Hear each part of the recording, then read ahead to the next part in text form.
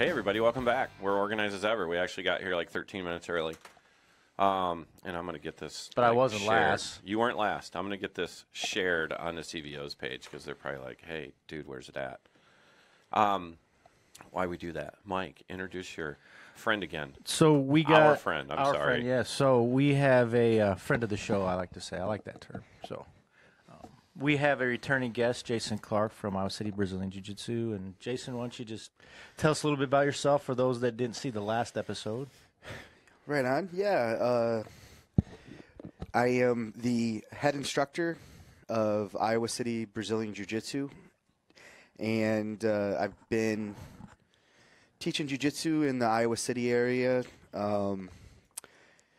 probably for the last, 4 or 5 years, seriously. And we have a good kids program, but we mainly have adults. Most of our students are adults. They keep having kids, so that's why we have a kids program. Works out well. Maybe you should Put your mic down. Maybe you should have a class on what causes kids. That's right. I think it's a lot of that close, contact wrestling that they do. They have classes on that. You can Google it. I asking for a friend. Right. Anyway, tangent. So you get kids classes, adult classes, and they're pretty accessible. I mean, I'm a student of yours, and I like the fact that you can go just about any day of the week if you want to. Yeah, we do have something going on 7 days a week. There's at least one option. So Sunday there's only one option for training, and I think Saturday there's one option for training. But other than that, there's usually more than one option per day. Monday through Thursday is our popular days, so we'll run sometimes 3 different options for adults, throughout that day. We have a combat jiu-jitsu class. That was a term that I coined before Eddie Bravo coined it and took it away from me. I didn't want to call it – it's an MMA skill set, but I don't want the focus to be MMA. I don't want the focus to be on a sport. So it's combining your striking and your grappling skills, but with a self-defense mindset. So I do have – 2 really good Muay Thai coaches working on the striking portions of that. And then the idea being, we do have some new equipment coming in soon, so we'll be able to run some more hard contact multiple threats in that class. And the downside was it was probably about 6 months after I put that into my curriculum, this guy named Eddie Bravo, who's way more famous than I am in the jiu-jitsu world, came up with, hey, let's do a jiu-jitsu competition where we let people hit each other, like slap each other. Mm-hmm. So once they get to the ground, they're allowed to use slaps anywhere on the body instead of punching, and which is good. That's the way we used to spar back when I first started jiu-jitsu. Back in the early 90s, there weren't any tournaments in the United States. People who joined Brazilian Jiu-Jitsu, Gracie Jiu-Jitsu like I did, we weren't interested in competitions at all because they didn't exist. We just saw Royce Gracie in the UFC showing how effective grappling is against people who are trying to rip your head off. And so we would spar. Sometimes we would incorporate strikes. So we would incorporate slaps to the head and light punches to the body. That was just how we sparred, because nowadays there's a tournament with clearly defined rules that everybody spars with nowadays usually. But we didn't have those back then, so we just made stuff up. And that's one of the things I like about your program is kind of the self-defense focus. I'm not really interested in competing. I say that with the caveat that I've actually put a competition on my calendar. You're not. Because I'm thinking about it. You're not the most competitive guy, no. No, right. Right. Anyway. Hashtag mean girls. Right. So that's one of the things that draws me to your program. And The other thing, you're very involved with law enforcement training. You have a scholarship program for the law enforcement officers in the county, Johnson County, where this academy's at. And the troopers. Yep. So you've got to get a separate training group for them and all that. And I kind of wanted to talk about, there was an incident that kind of brought this to my mind that happened in Ohio recently. I think it was a few months ago, where a court officer, a deputy, I believe, was attacked by a 16-year-old in court, and the 16-year-old got on top of him and was beating him, from what I read, and the deputy ended up shooting him. And kind of the discussion was, and I'm not here to discuss whether it was justifiable, because he was, was deemed justifiable. But the discussion that I had with a few people is, was it necessary, or did he panic because he had no other options? The deputy I'm talking about. So he had no hands-on skills, so he had to go immediately to the gun. So that's kind of what I wanted to talk about today. And there was a court case, City of Canton versus Harris, that said police do have some liability to train, or they do incur some liability if they're not trained in certain in certain avenues, and it has to do with constitutionality or whatever, and maybe Shane can put that up. But is it on them, or is it on their department? That's what I'd like to talk about. What do you All right. think? So, I mean, what do you guys think? Well, One fist. I think what was that? What was that? Harris versus Canton. Canton, yeah. Yeah, I'm always surprised how many Supreme Court cases have a Harris involved. Or right, or like I never some noticed big that. Court of Appeals is always Harris versus somebody. I'm wondering if that gets into the special relationship definitions based on that particular case, because that was Harris and Canton was providing medical care because she got injured while she was in their custody, so they would have a special relationship with her. Right. And which then does carry over into another area of, duty to respond, duty to act. But do they have a obligation to train? I guess, yeah. And I would say definitely for the medical part, unless you are going to provide a medical personnel, right, for the Harrison. Unless you're going to provide medical personnel, then yeah, you yourself need to be trained to care for in that case she was a prisoner, because she was under arrest, right? Yeah, right. So she was a prisoner. So yeah, if you're not going to provide prison medical staff, then you as the law enforcement officer or the corrections officer need to have that training. Your department has to provide it for you. As far as the court officer, so I guess the underlying thing I want to talk about is we have, and just let's take law enforcement out of it. I mean, that's kind of the opening thing that got it in my mind, but there's hundreds of thousands of people out there that carry firearms that don't do anything else. I mean, let's not even talk about they don't go to the range, but they don't do anything else. You're acting like a hater. I am kind of a hater. You are a hater. I mean, I'm just... Can I play devil's advocate? Yes, do so. You ready? Yeah. So that guy had to use the skills he had to survive what he perceived as a deadly threat. Yes. That's why he's... But sure.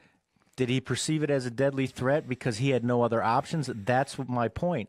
He could be. So, I mean, I am not arguing that his response was inappropriate. If he thought it was a deadly threat and he could articulate that, good. I mean, the court decided that was cool and it was justified. I'm saying that maybe if he had some other skills, he may not have perceived it as a deadly threat, and it wouldn't have escalated that quickly.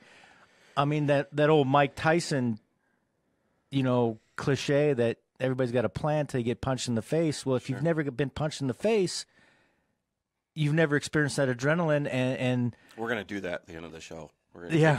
The hyper focus and all that. If you've never experienced that, I think a lot of people, even in law enforcement, have never experienced that, and I think that may be a problem. I understand. So it could be both ways. I mean, a person should have more skills so they have more options. and a person that saves their life by shooting somebody because they didn't have other options still hasn't broken any laws, which is why he is found it's justifiable shoot. So do right? people have a liability, though? I mean, do you think people are putting themselves out there for? You're always putting yourself out there, yeah. But you know, here's what I find interesting. You and I follow a lot of the same people, and I know a lot of people that I would say, like Greg Elefitz and stuff, right? So, yeah, if you had better skills, you probably wouldn't have had to shoot him, right? I agree. Theoretically, I'm just saying this is all theoretically, Sure. right? Yep.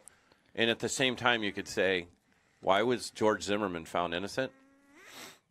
Because, you know, first of all, he didn't lie about the facts. A lot of people get revved up when you say that. No, the facts, the science part. So he basically did what George Zimmerman did. Had somebody on top of him, and he shot him. Agreed. True or false? Agreed. So what's weird is you can go back to some of these people's page, and a lot of people in the gun world agreed would say, okay, do you think I'm sticking up for George Zimmerman like he's been a champion person to hold up front and say, hey, this is a gun guy, right? No. I mean, he's been an ass clown, right?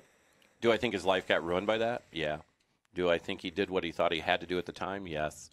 Did he lie about how it went down? Nope. They proved that with, like, you know, science and facts and gunshot residue and point of entry and all that.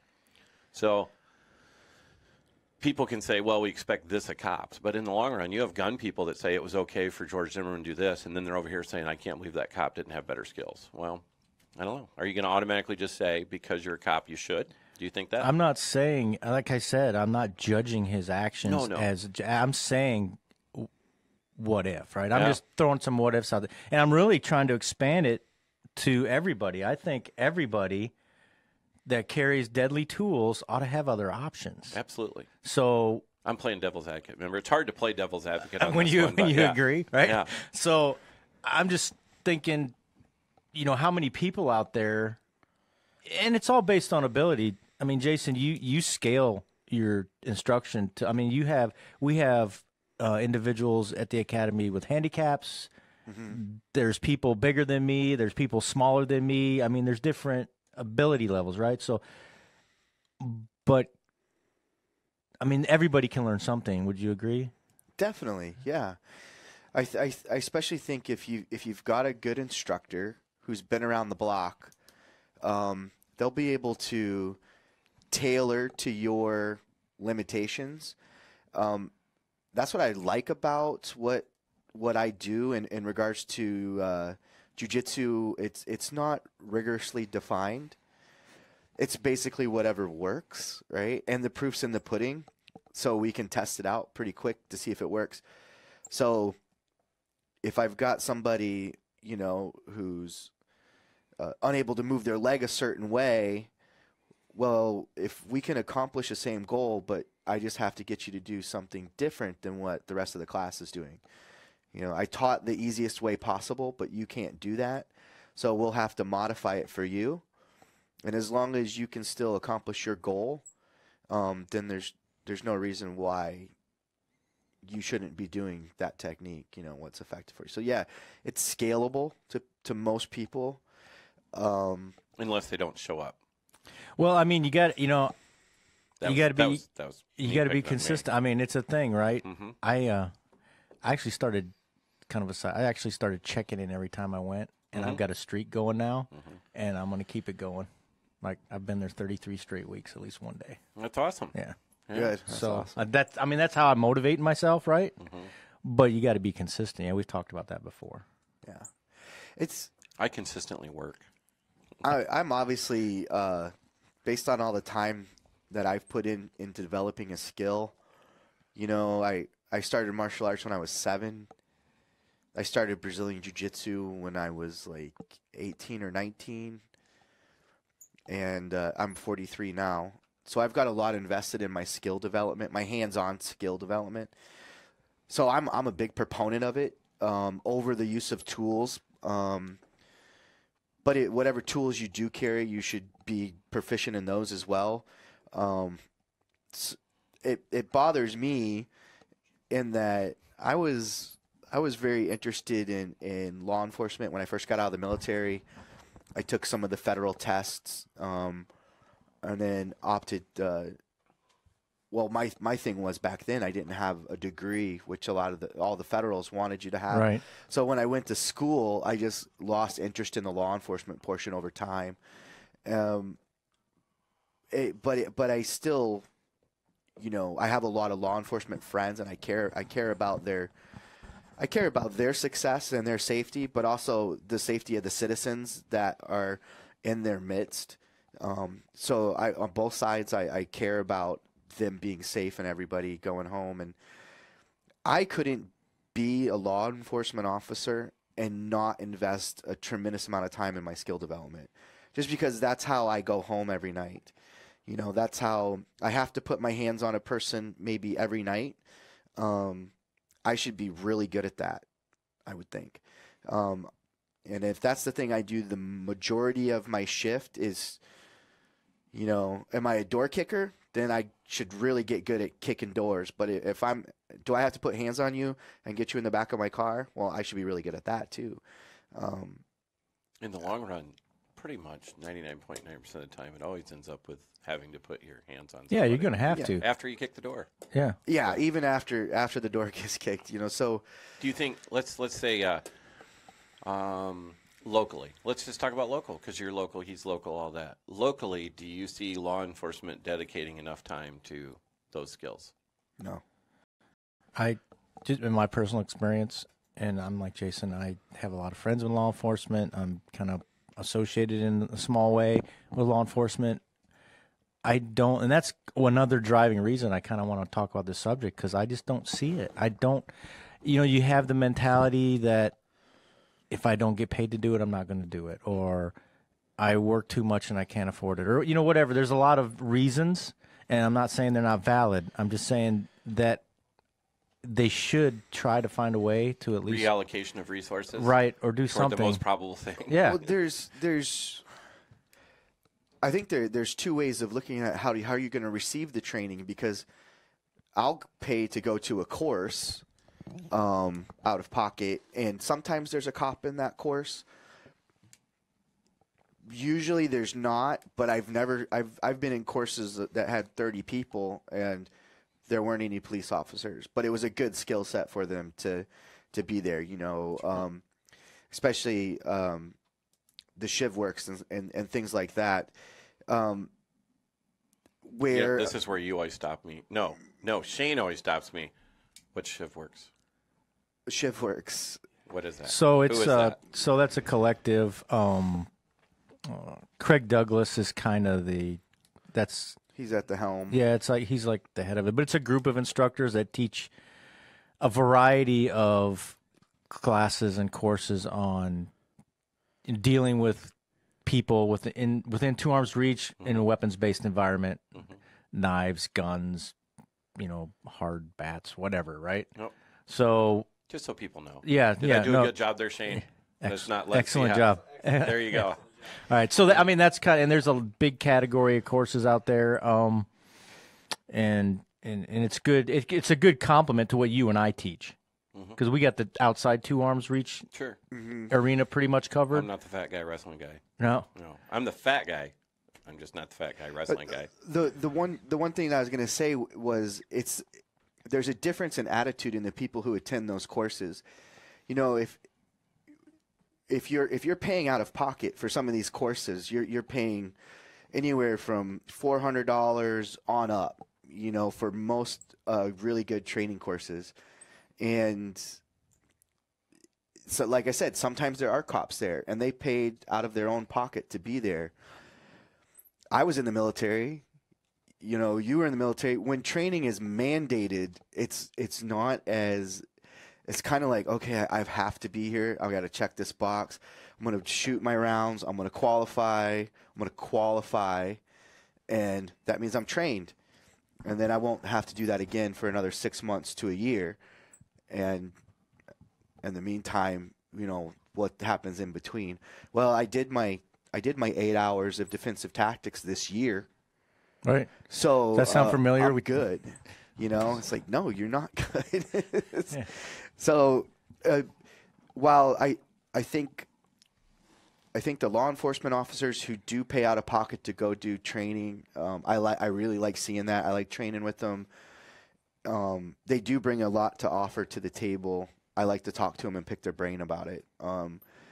I do know what it's like to have training mandated to me where I have to qualify. I have to do these things.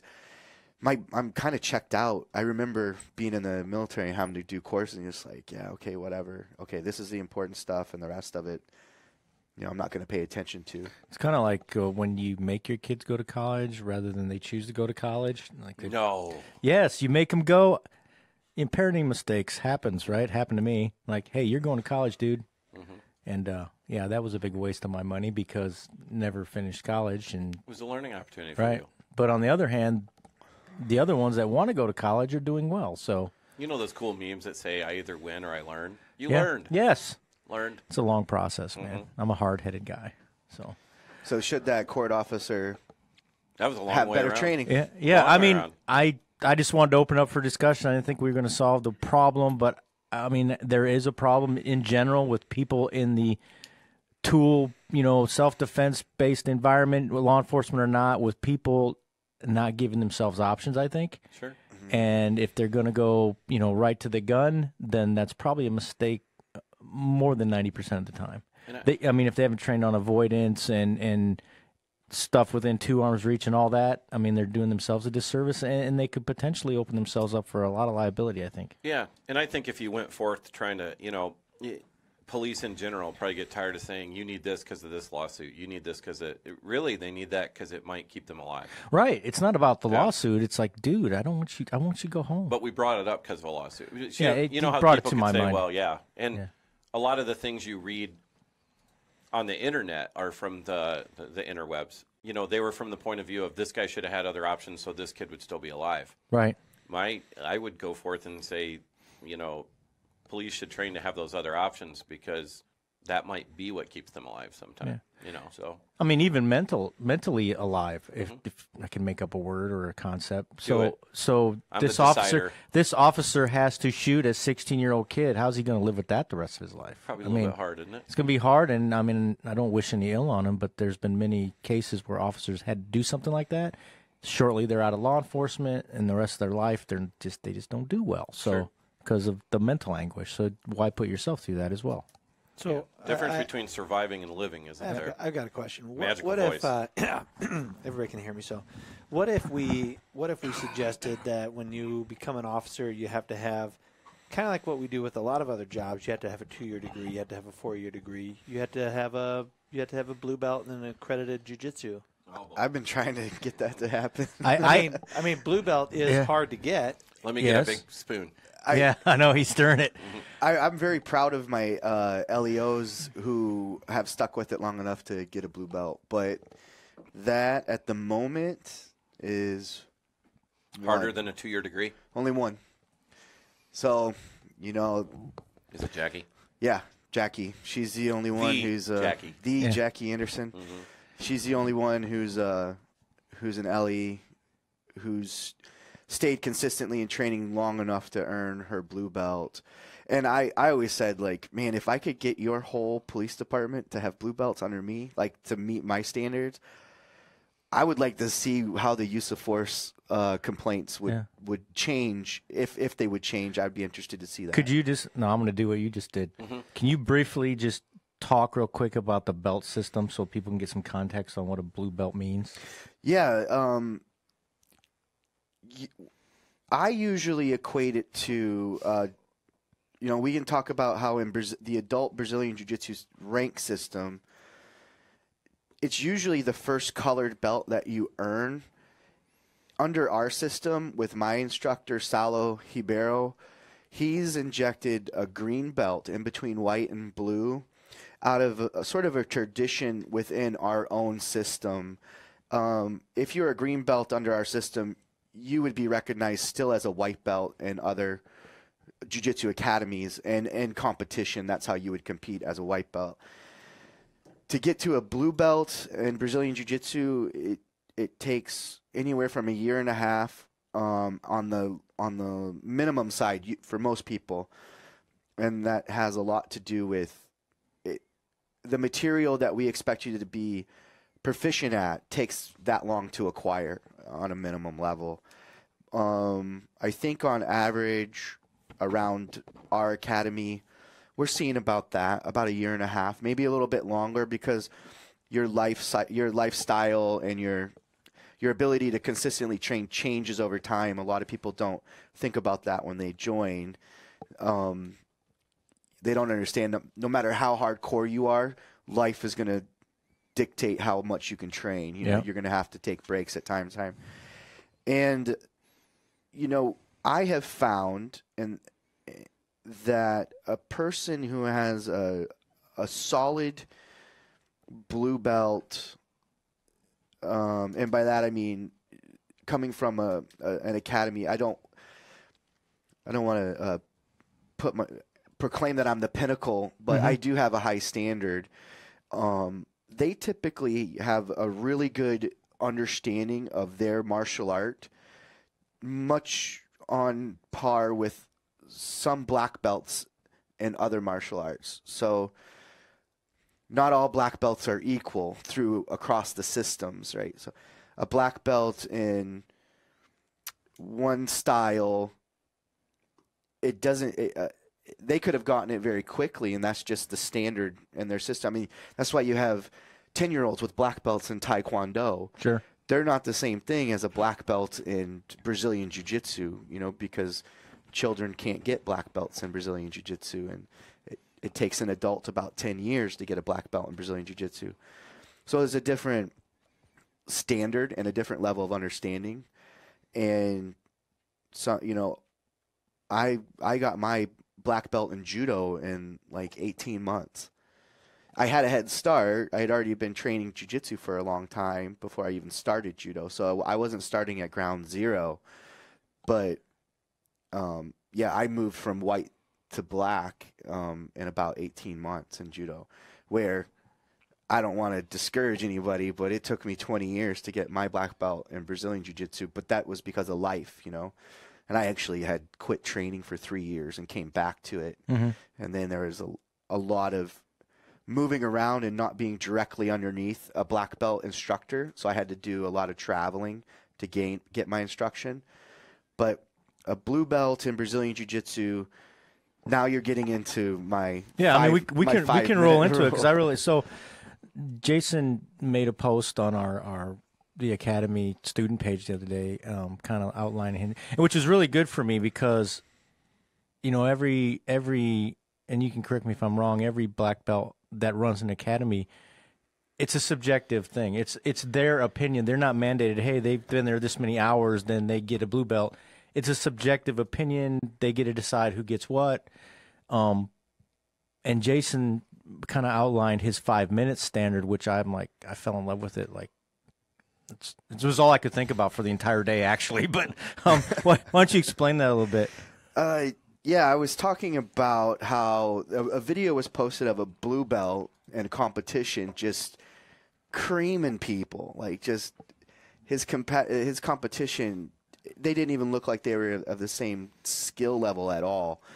And that's not uncommon. Like, you'll see that, and it's sandbagging on part of his instructor. His instructor's purposely holding him back so he can win gold medals at a lower level than what he probably should be at. And then you can argue, well, if everybody does it, is it sandbagging? Well, you know, whatever. That's a different argument. But I looked at his performance, and I'm like, that's easily a brown belt in competitive Brazilian Jiu-Jitsu. That guy's way too good. He's doing things that are, you know, and I started talking about what my standard for blue belt was, and, you know, over the years I've refined it, and to me,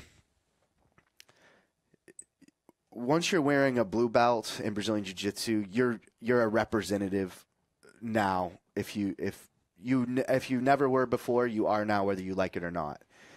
So if people by now probably know you train Brazilian Jiu-Jitsu, or you've been posting a lot about it, so it does mean something to me that you are of a certain standard if people know you train under me. And I'm of the opinion that if you have a blue belt for me, you should be able to survive 5 minutes with anybody. Empty hand, one-on-one. So anybody in the world, right? Anybody in the world, you should be able to survive 5 minutes with them. I'm not saying you're going to win. I'm not saying you're not going to lose horribly 1 second later. But I just, and for me, I think I'm setting the bar kind of low because I think most of them can go a little bit longer, but I'm allowing for life to factor in. But, I'm not talking about your competitive Brazilian Jiu-Jitsu. I'm talking about, with our guys, you're going to have your eyeballs popped out. You're going to get bitten and kicked in the groin on those self-defense type of scenarios because we do talk about that and we do practice, using those techniques as self-defense. And the mental mindset in our academy is not, this is how you win gold medals. It's like, this is how you stay alive. And I've got competition team and competition practices. That's where they can talk about their medals. But when I run my classes, I'm talking about surviving. Yeah, I just thought that was, and once again, I kind of extrapolated it to the general public. And that goes back to you should be training, right? Mm-hmm.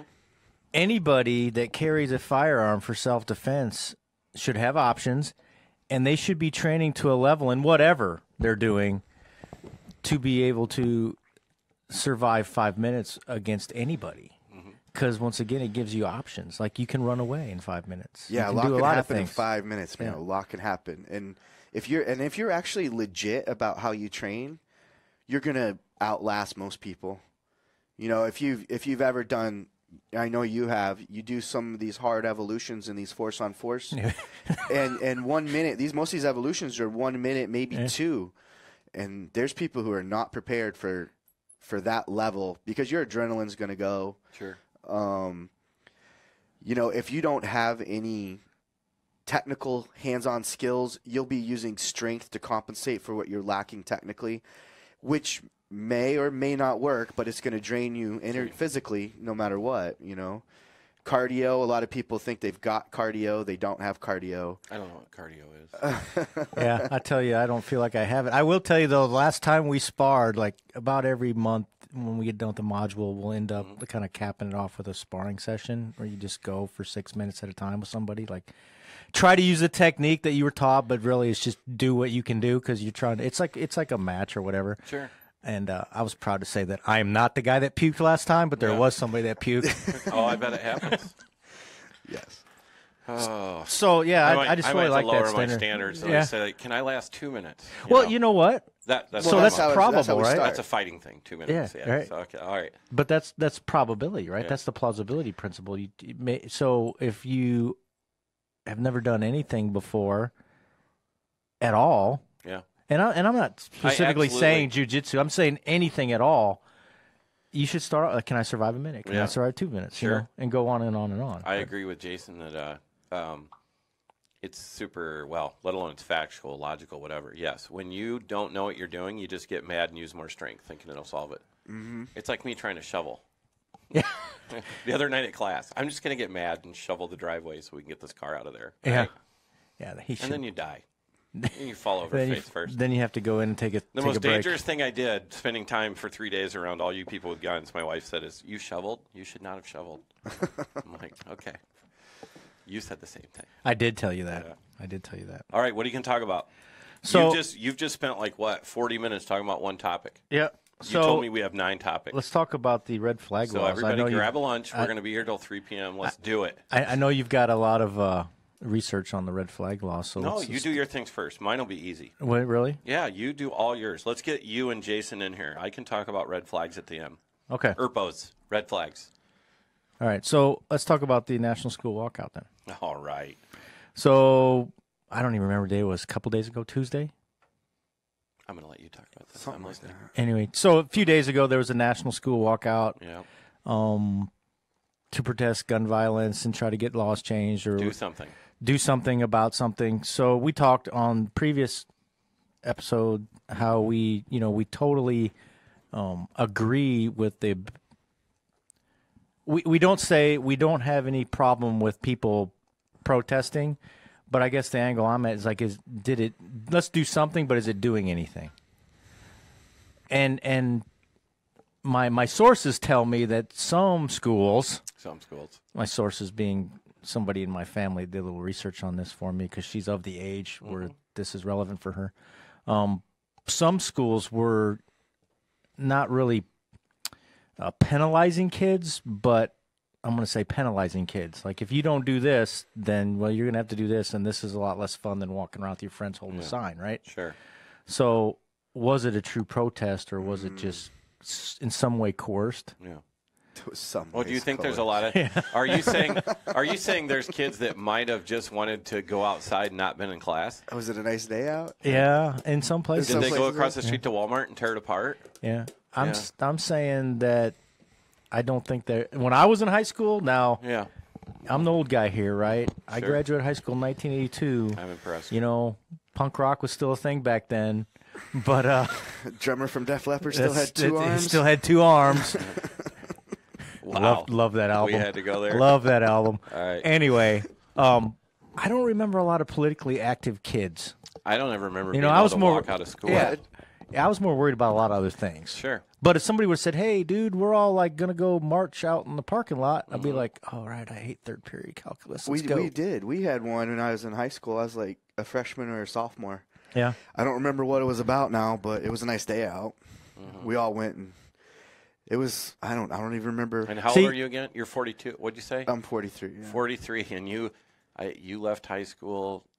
It's stuck with him a long time because he can't remember what it's about. Well, that's what I was going to say. Can't remember what it was, but he remembers it was a nice day, right? Day, yeah. So, first off, how authentic was this protest? It was. I don't. When I was reading up on it, I was surprised at how quickly they had a social media and internet presence professionally done. And when I started looking around a little bit more, then you found who were the true organizers behind this, because I was like, man, these kids are really organized really fast, but then you realize they didn't organize it. So was it organic? I mean, we realized that in the world of Facebook and Instagram and Snapchat and all, you can organize people pretty effectively. Like, hey, let's all get together. But on a national level like that, you mean busloads of people to Washington, D.C.? Yeah, stuff like that on a national level. From a bunch of kids that ask you every other day, Dad, can I have $20? Yeah, hey, my lunch account is overdrawn. Yeah. So, how does this happen? I don't know. Which Ernie do you want to show up today? I want the Ernie to show up that's here now. Okay. So go. Can we get them to quit killing themselves? Well, I think that's the point. Yeah, like if they want to do something, why don't they take the most likely thing to kill them out of the equation or try to work on that, which is themselves? I mean, I don't. Yeah, I was talking. So I would think some of those kids. I would think some of those kids would argue. They're saying the gun is the most likely thing to kill them. Oh, dude, we can play devil's advocate like that, as in you're trying to play them, but they, you know what? When they have when they have 10-year record highs, that's just 10-year record highs of suicide. And these same people are telling us what we need to do to stay safe, right? Like more gun law. If I hear more gun laws one more time, what law? You ask them what law could have prevented. Well, this background check, this, and this. And it's like, okay, there's a lot of different shootings, but what shooting sparked this? Parkland, Florida. Sure. Failure. How many different levels of failure? Oh, before the event, at least 3 or 4. I can't remember all of them, but after the event. So, and that's the thing is as soon as you start saying that, oh, you don't care about children getting murdered, it's like, wow. When that's your go-to comeback for when I say, wait a minute, you said you wanted background checks, he passed one. Should he have? No, because he should have been committed 2 years ago when they told him to be committed. Not like on him. That's on the local people in that area, however it would work, that would have done that. They're saying what? They responded to a call there at some point where he had like held a gun to his mom's head. What's that called in Iowa? Is that a domestic involving a, dangerous weapon? Yep. Like you just lost your gun rights forever, right? So if you're convicted, let's say that. So if these kids want to help, I think they need to focus on the fact that it's a culture problem. I listened to a really good lecture about that the other day, but you and I have been saying that all along. We have a culture issue of I don't get things my way, so I'm going to stomp my feet and scream because it's worked before. Literally. And I wish, you know what I wish? You know how officers aren't allowed to come on here and actually say how the world really works? Yeah. That's true? We ran into that problem, yes. Because we I don't have some any that, officers that can come on here and tell you about We've their asked a everyday few, job. and they're not allowed. They're not allowed. Because it's not democracy. It's not a thing. Yeah. So I would like school teachers to come tell you how it really is these days. I'd like school teachers to come in here and say, oh, well, I'm not allowed to discipline this kid because of this, and his parents already called and complained. Or this kid can tell me to piss off to my face, and I can't do anything about it. We have a huge issue. So I just had a thought. I'm gonna have a squirrel brain right here. Do it. So, yeah. Squirrel brain. Shane's like squirrel brain. Yes. Yep. So, do you think this started like talking about a cultural thing, right? So the cultural thing started. Do you think that this started back during the '60s, right? During the Vietnam era, and this whole youth culture, like idolizing type thing that started back then, has just kind of permeated our culture, and no longer is age and wisdom a thing to aspire to. No, it's all about what can I get now, and it's I easy need for us to I need say, what I want sure, right now. Sure, it's easy for us to all sit around and say it didn't used to be like this, but I will tell you, I would look, and hey, all whatever 37 listeners should tell us. I think things have changed so fast, or how do I want to say it? In the last 10 years, it's gotten so bad, even though the 10 years before that wasn't good.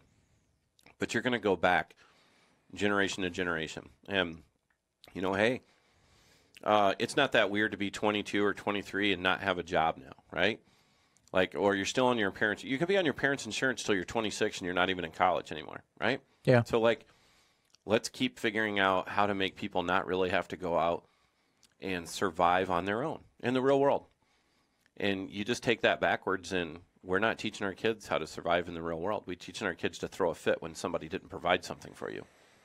And that's what you have them doing, throwing a fit because someone didn't provide something for them. And does that diminish their passion, though, when you say that, throw a fit? I mean, no, and that's the thing is, how do you want to describe passion? Their willingness to go outside and scream and yell and hold signs? Or is passion really focusing on, hey, how did this happen? How could we prevent it? How are we part of it? And so, again, if somebody said generically, I get so, believe me, maybe we should scroll some emails and messages that get sent to me in my store of how I'm, part of the problem. Is when people say, well, you don't care about the kids, you don't care about the kids. What kills more kids, suicide or school shootings? Why don't you go look up that ratio? So really, if you don't want to join me and talk about suicide and how to prevent it, if you don't want to go help, Emily at Foundation 2, if you don't want to get deeply involved in taking your personal time, life, resources, and everything and help with suicide, then you don't care about dead kids, right? Why isn't that fair? And really, way more dead kids. So, and let alone if you actually went and learned about suicide, and you could we could all take steps to try to help reduce those. You can try. That's something that's not just about kids. It's about adults too, right? So, you can read different places that say right now, I think the number 2 leading killer for a kid from 19, or 15 to 24 or something like that. The number 2 killer in the country is suicide. That's when you talk about most probable things, right? Yeah, we always do. Should he start out on day one teaching a student how to fight 5 dudes because they saw it in the Collateral Damage movie, or are you going to worry about something more probable? So if you really want to save lives, why don't you focus on the ones that you, first of all, that kills more people, right? The problem. What kills more people, school shootings or suicide? So I get tired of people saying, I don't care about things. When they get mad when I say, do I care about the 13 kids at Parkland? I sure do. I do. I care about them. But if that's 1/1000% of something, should you focus the entire country's attention on that or the other thing, killing way, way, way more people? And hey, maybe there's people that can do both, right? Maybe there are people that just want to focus on that. But facts aren't welcome in this conversation. They really aren't. I think I kind of told you that the other day, or told the world, is I'm when I say I'm done trying to educate, I'll talk. If people want to listen to this show, great. If people in class listen to me, great. But I'm done trying to really tell people in general on social media or educate them, because you don't go there to get educated. You and I kind of look around and see what's going on. But we're not oh my God, this is a fact because I read it on Facebook, right? Right. So I'm basically going to try to do something. And so, I'm definitely getting more and more involved with Foundation 2, and I got another meeting with them next week. And, like I explained to them, this is like between me and them, but I'll tell you, I'm not all of a sudden interested in suicide as a diversion to people say, oh, now you care. I've always cared. The whole entire country has never been so, use the word passionate, or misdirected on what the problem is. And so I can't help them. I'll go help people that I have a better chance. I have a better chance of getting a kid to not kill himself. I have a better chance of somebody else out there in the gun world not killing themselves because we get their family to properly store guns, or we get their buddies to check up on them, right? We make that more acceptable and sociably cool to say, hey, if I'm like, hey, Mike, you were making some rants yesterday on Facebook. You okay? I'm just checking in. You all right? Which you've done before, actually. We have, haven't we? Yeah. Both of us. Yep. And we're freaking grown-ups, aren't we? Yeah. Have you been pissed off at the world since I've known you? Yeah. Have I? Yep. Yeah. So, you know what? How many times do we laugh by the end of that phone call?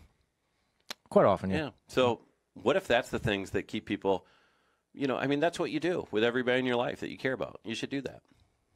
That's a thing. That's a hell of a lot easier to do than say, I expect some written words on a piece of paper to stop a human that's willing to kill themselves. And even more so than that, they're willing to kill a whole bunch of other people to make a point before they kill themselves. So good luck trying to stop a person with a suicide vest. That's what I describe those people as. I mean, they have the mentality of, I'm going to die, I'm going to take a bunch of people with me. That's a hard thing to stop. And you don't stop it by saying, well, let's take away all inanimate objects. Because, first of all those objects are never getting taken away, right? Yeah, I think that's pretty unrealistic for some of these calls for, I think you guys both probably read former Justice Stevens, like, let's repeal the Second Amendment. Sure. That is, I posted on my Facebook page and just said ridiculous person. He's my ridiculous person of the month. That's ridiculous. That's never going to happen. Here's what I think, and it's funny. Ridiculous. And I saw it. This person not in our inner circle. I think it was an ICE guy or whatever. But I liked it when he said asking for a friend. Seriously. If the Second Amendment doesn't do what it's supposed to do, right? If it's not an individual right for Mike and Jason to have the guns they want and not be infringed, why do you need to repeal it? Isn't that a great question? Yeah. When you have absolutely. people starting to talk about let's repeal it, why do you want to repeal it when you're trying to also over here say it doesn't mean what we think it means? So how do you want it? And it's just one of those things that, when you say let's get rid of it, and then you have all the guys like, oh, I'll kill everybody that comes for my guns, blah, blah, blah. No, you won't. I've read a lot of those articles too, which I agree with, which is you'll turn them in, And people don't like it when you say that. But if you come to my house and say, give me all your guns or we're going to shoot your family or you're going to have a shootout with you're surrounded with my family. Or more realistically, you're going to jail right now. Sure.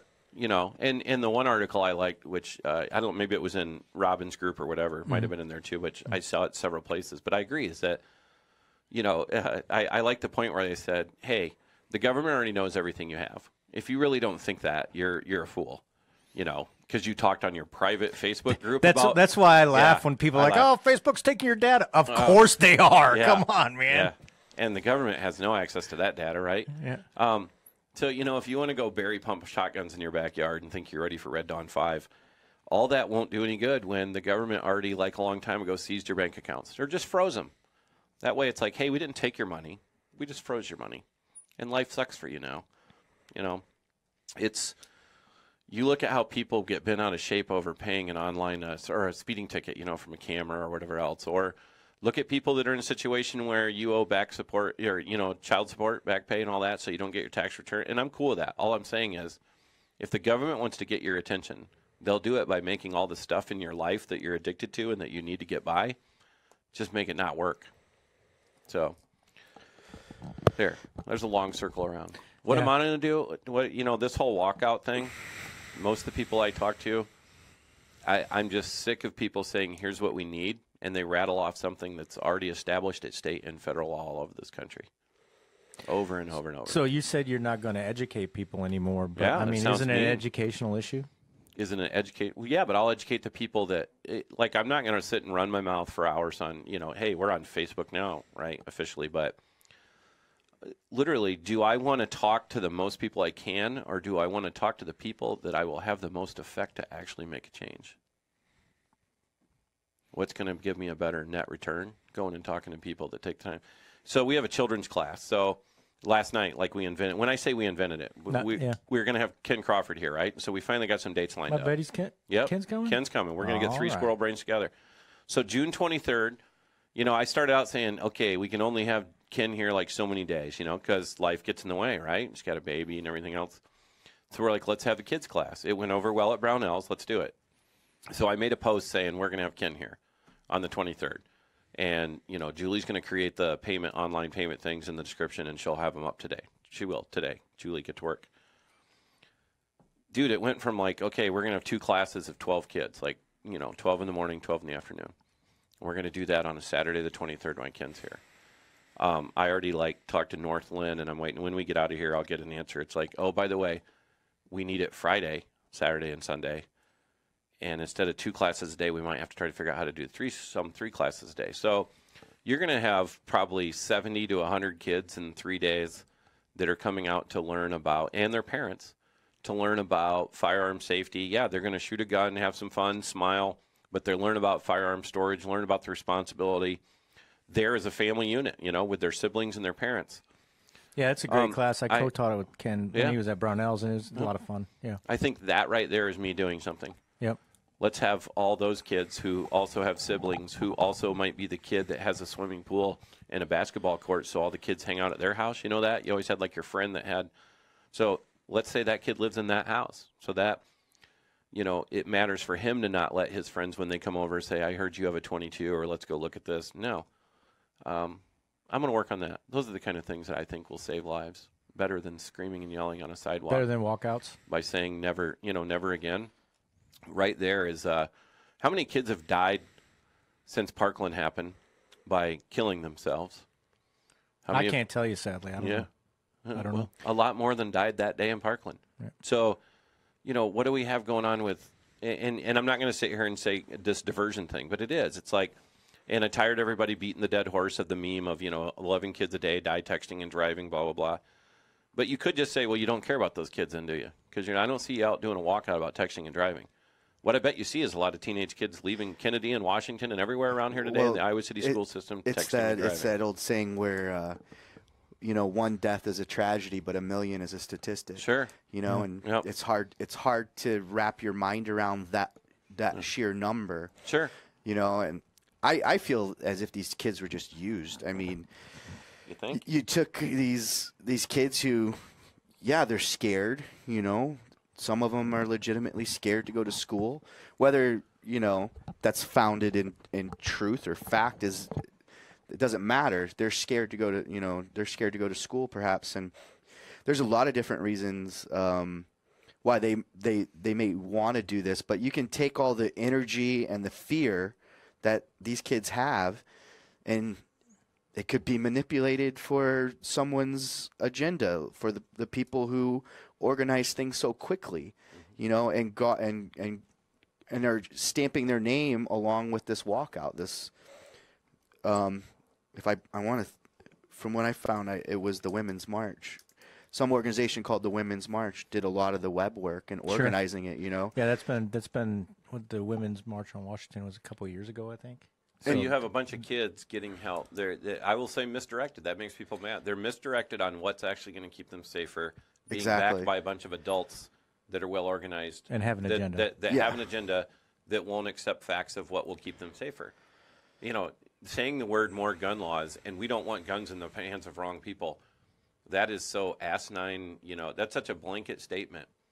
Yeah, I don't want cars in the hands of drunk drivers either, right? And I don't want cars in the hands of people that reach down to pick up something they dropped and veer in front of another family and head on. I don't want all those things either. How do you make them not happen? So, the thing in Iowa City, like a lot of coverage over, it was a big deal everywhere. I get it. But a lot of coverage of the schools in Iowa City, right? And I posted on a couple things. Again, there was a brief moment of trying to educate us. Hey, kids, do any of you know who Curtis Jones is? Curtis Jones. Can you tell me about Curtis Jones down there? Can you tell me all about all these laws that you propose and how that would have the bail bondsman and the cab driver back alive again? Can you tell me about who released him from prison? Can you tell me why he got out? And by the way, what gun laws stopped him from getting guns twice? And that's if he only killed 2 people. We'll never, who knows if we'll know. Hey, kids, you're worried about a school shooting. Do you know the names of the people that were on school grounds when they fired a gun most recently, only go backwards a couple months in Iowa City? Go look up who they are. Is it the NRA? Is it Wayne LaPierre? Is it like middle class? Is it Jason or Mike, or is it Shane or any other person that you say makes up the NRA and that we're all terrorists? And you know me. Am I a huge guy on the NRA? Like everybody has to belong? No, I mean, No. It's a necessary evil for us. But they can't, and that's what's frustrating, right? I get frustrated when you make me. It's kind of like, let's say the president. I understand why a lot of people don't like this president, but like 75% of the people that scream and yell, or not people, 75% of all the things about, well, he's going to do this, this, and this, and this, and this. And I'm like, well, he hasn't. He hasn't talked about that or said that or done that. Even 10 times worse than that is that the NRA is a terrorist group, and the NRA wants dead children, and the NRA wants this. That's such a diversionary. You are so far off from what's wrong with this country at that point. Well, that goes back to, that goes back to what I was saying, and maybe I can make my point Hold a on, little bit one more there. thing. Yeah. Literally, whoever's out there, you're probably, if you're following this show, you're probably pretty open-minded, or you're opinionated about certain things, but pass this around and just ask your local Iowa City resident friends who supported those kids doing that. Can you name the people where the last school shooting was in Iowa City? What was going on there? How many of them got arrested? How many of them ran from the police? How many of them already have criminal histories? How many of them could be legally in possession? Could any of the 5 there be legally in possession of a firearm? Like, that's an actual shooting of a gun on the school grounds in Iowa City. And I bet you half the people don't know it existed, and it didn't even happen 6 months ago. So, like, one life's a tragedy, right? Jason, that's what he said, one life. So how about this shooting take some precedent in the Iowa City area of saying, here's a common thing. Prohibited people and repeat offenders are running around Iowa City, getting caught with guns. They're doing shootings. And then when people get mad when I talk about drugs, you know what? If you want to legalize and dude can run around with 2 joints, whatever. But if you don't pay attention to the fact that illegally possessed firearms and drugs at the same time, that's a problem all over the country. That's usually like a sign of some bad dudes hanging out together, right? So that's where I call bullshit. They don't care. So here, you ready for the first F-bomb ever on CVO Gun Talk? You shaking your head? So when I see people with these kids walk around and it says, fuck the NRA, how many of those pictures did you see in that thing? There's a few. Yep. Yep. You know what you remind me of? You remind me of those kids that say God wants dead fags and God wants dead soldiers and all that from the Westboro Church, right? Mm-hmm. And what does really most people agree about is those kids are brainwashed, right? What little kid wants to walk around with a sign that says that? What little kid really came up with that? No, you're being used by adults, correct? That's what I was saying. They're not really activists, All these kids, right? Sure. For the most part. Yeah. Yeah. No. I want to. Can you tell I'm mad, Mike? Yeah. Just a little. It's good. I like it. I can't remember the name of the woman, but she was a child in the Westboro Baptist Church, and she was always seen holding up the signs with her parents were, I think, the founders of it or something like that. And she recently broke away from them. She was on another podcast talking about how brainwashed she was and how scary it was. Well, you have no context when that's younger, but the point I was going to make before you made your rather eloquent point, right? I like the passion, dude.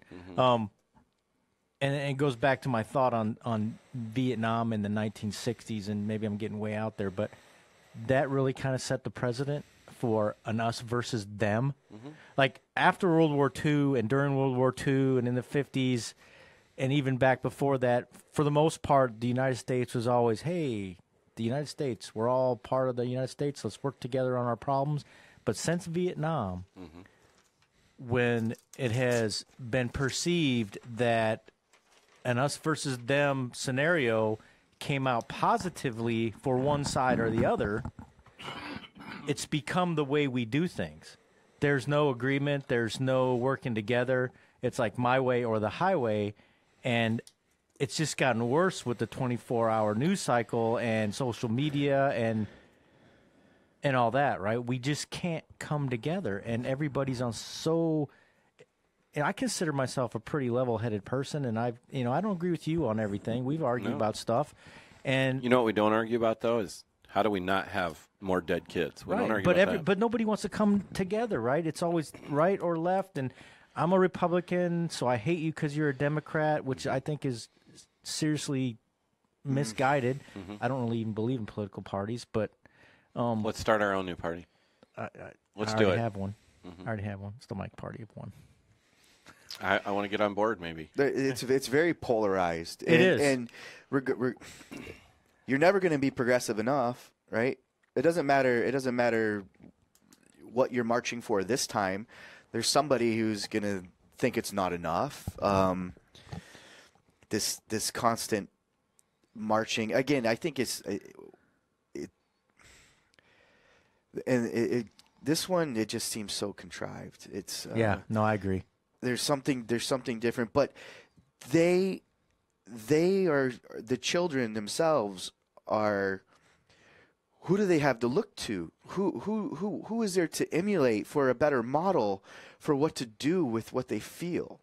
You know, and then when they have a guiding hand of some sort, it all seems credible and legitimate, and like, you know, these I don't know what the age range is on the kids, but I'm sure some of them have, they've never been alive in a world without social media. No, we're getting farther and farther away from that world. Yeah, and so when they turn it and look, and what is the last generation done with,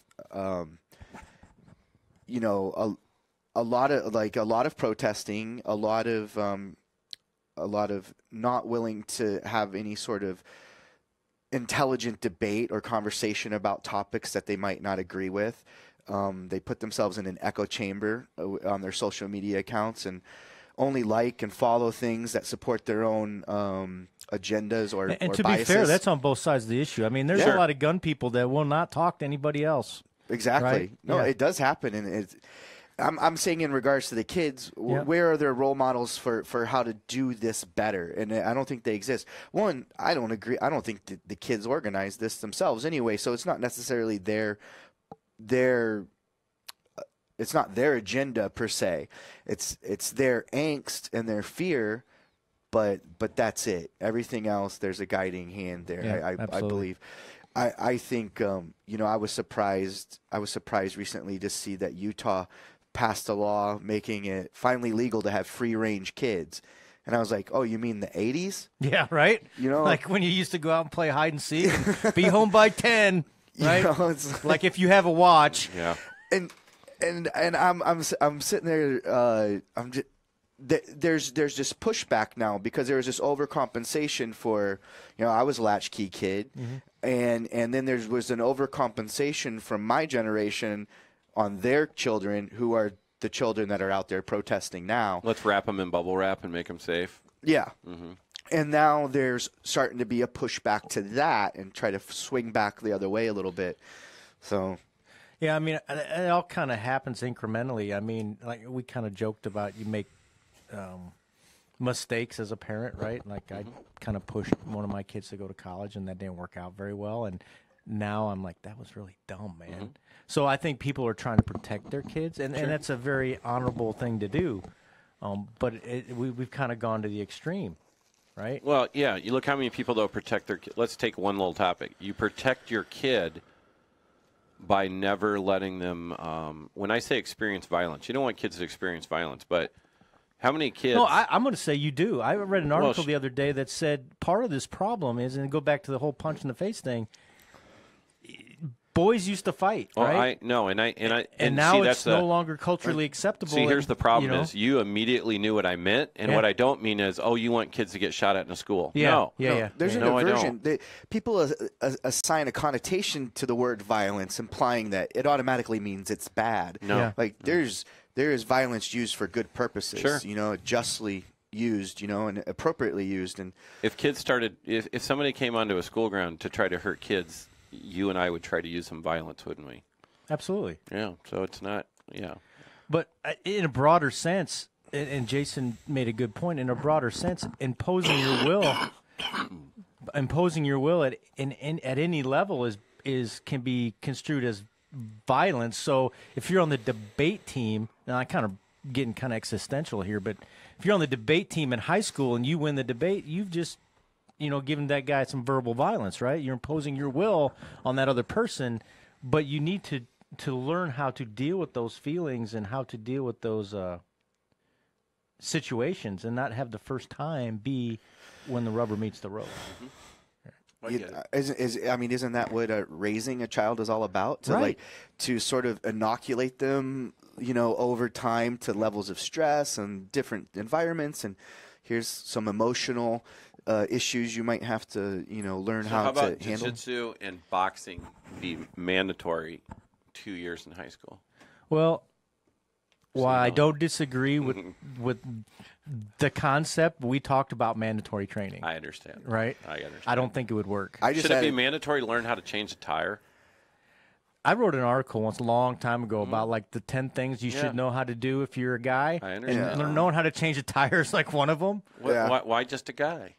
Well, yeah. Well, okay, but back in the day, I was a guy, so I wrote it as a guy. I just had a heart-to-heart with an 8-year-old, about, how a new 8-year-old student who, during our drill, we had some resistance in our drill, and they fell to the ground, and they didn't like that because it wasn't what they wanted to happen. Mm-hmm. They wanted to succeed in the drill, and they had some failure, and there was lots of tears and crying. Kid had to leave. That's rare that happens, but it happens enough that I've got some skills to deal with it after class, having a heart-to-heart and bringing up a little bit, trying not to go over their head a little bit, but trying to tell them that, doing the hard things is what makes you better, and it doesn't always go your way, but part of what we do is to help you figure out that that's okay, and you just have to adapt and try to figure out a new solution, trying to give them those problem-solving skills. And jiu-jitsu is a good way to inoculate people to stress and absolutely. Pressure. And these things carry over. So a lot of the kids, a lot of the adult students even, they don't really think about how they're applying the lessons that they learned outside of the academy. They're like, I use my jiu-jitsu skills inside the academy, but there's a lot of carryover as far as being comfortable under pressure and using those outside in non-physical contexts, giving a presentation in front of a person or working under pressure in any capacity suddenly gets a little bit easier because you've been inoculated to it for so long. Yeah, and I agree. I mean, there's always, and that's one of the, you got to continually kind of subject yourself, in my opinion, to those kind of little stressors. I mean, I'll tell you, personally, I walk into class or anywhere, we're training, and there's certain people there that raise my anxiety level. I'll say, like, oh, I got to spar with that dude. He's going to crush me. Yeah. But, I honestly think that, and then I'm like, no, I probably won't use that word. Quit being a wimp. But you can, what word were you going to use, can Mike? insert another word if you would like. Quit being a wimp, and then I will purposely. Are you allowed to say that word anymore? Yeah, no, purposely pick that guy. So I will tend to pick the guy that's going to cause me anxiety because I want to inoculate myself from that stress. Yeah. And the anxiety goes away pretty much once contact's made. It's just, all right, now you're on, rote programming. At that point in time, there's nothing that relieves anxiety better than just getting down to it and doing it. When I see students avoiding other students, I'll pair them up on purpose. Sure. Especially the kids, because the kids do like to win. So some kids will always try to select partners that when it comes time to sparring, they know that they'll, and that's when they get assigned some sort of rule that they're never allowed to pick anybody smaller than them for the next month or something like that, just to help them get over that. And pretty soon, the kids who stick with it and work through their anxieties, there's a lot of carryover outside, usually in the schools and things like that. Yeah. Behavior improves. You get humble real fast and things like this. True statement. I get humbled very fast. So school walkouts, not effective. Not effective. Not effective. Not effective in actually keeping the kids safer. So no, it did. It's nothing. Just funny when people. It's just funny when people say you don't care about the kids, and it's like you think that because they went out and did, and hey, it took generations and generations to get this bad, right? But I also want to point something out. When people say, you can't fix something that took 50 years to get this bad or 60 years to get this bad. I'll tell you what you do have, though. You have decades of violence and statistics and the facts. What are the most likely things to kill you when it comes to other than heart disease, other than that? Let's talk about human things they do. Those numbers hardly they hardly fluctuate like 1% or 2% in a year. Any given thing. How many people got killed by a drunk driver? How many people committed suicide? How many, 1,000 lives. It's a huge deal. I get it. But 1,000 lives is like 1/5%, right? Or 0.5%. So if you could start getting 2% if you could get violent crime to go down 2 or 3%, it'd be a big deal. But, there's statistics work in a lot of different ways. I looked at least some of these little blips in the FBI statistics, and you go, oh, well, here's weird. Murder went down, or violent crime. You looked at violent assaults went down 2%. And then over here, by the way, murder. So wait a minute. If they live, is it just written down as a violent assault? And then if they die, it's murder? So it didn't really matter if this number went down, if this number went up, which it did in a couple things. And literally, that's also on me. Like, I'm going to go look into that. But when we say let's start affecting murders, really that's one of those things I'm going to say this, and I would love for people to say, well, you have your head up your ass. That's actually one of the things you and I can affect the least.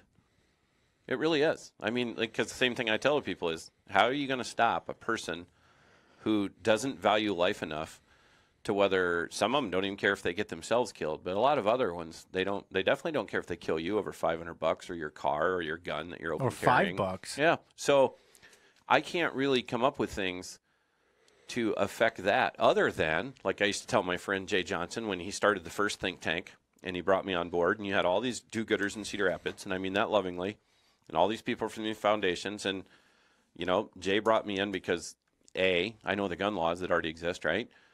And B, it's like, hey, I'm the guy that starts over here. Jason Clarke is, Mike McAmeel is, Rob Pincus is, 20 other instructors in this state is. You're the people that start here and say, here's how to deal with this end result of a whole bunch of things that went wrong. And you can talk about all the shit in the middle that you think's going to help, but if you just taught people how to survive violence, that has a factual, measurable, and repeatable history of how to stop bad guys, isn't there? Yeah, I would agree with that. Like applying science, whether it's his fist or him choking him to death or you shooting him or beating somebody to death with a bat. You can apply some math and science and stop a bad guy, right? And you don't even have to have a weapon, correct? Theoretically. Yep. So there's nothing wrong with starting there and going backwards. And that's basically when I say I'm done educating. I'm going to stay right there and keep going backwards. And I want to help with things like, hey, if we can get 10 less kids in Iowa to kill themselves, that's getting somewhere. But I can't get the next Curtis Jones or the next prohibited person or the next repeat offender. We can't get that person. Or, hey, how about the guy in the news 4 days ago in Cedar Rapids who shot somebody?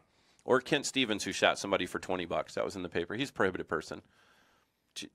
I'm so sick of people blaming the NRA. I'm so sick of people making me have to stick up for the NRA. But I'm gonna, because it's not them. They're not the problem.